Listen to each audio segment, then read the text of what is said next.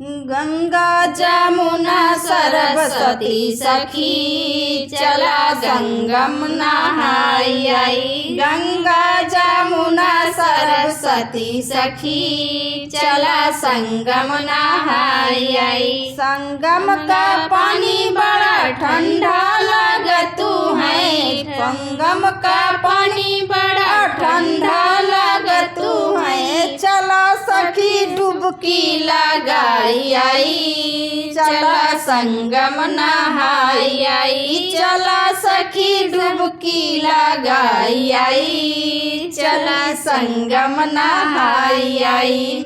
गंगा जमुना सरस्वती सखी चली संगम नहाई आई। गंगा जमुना सरस्वती सखी चल संगम नहाई आई। संगम के मेला में भीड़ बड़ी भारी। संगम के मेला में भीड़ बड़ी भारी।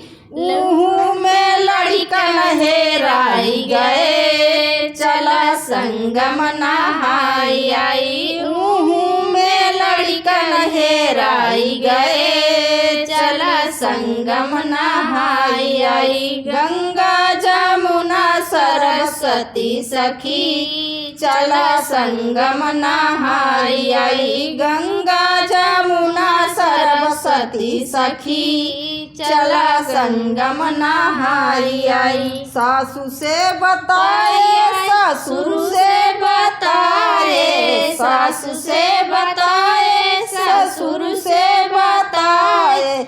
संयम से नाही बताए सखी चला संगम नहाई आई। संयम से नाही बताए सखी चला संगम नहाई आई। गंगा जमुना सरस्वती सखी चला संगम नहाई आई। गंगा जमुना सरस्वती सखी चला संगम नहाई आई। जेठ से बताए जेठानी से बताए। जेठ से बताए जेठानी से बताए। देवर उसे नाही बताए सखी चला संगम नहाई आई। देवर उसे नाही बताए सखी चला संगम नहाई आई।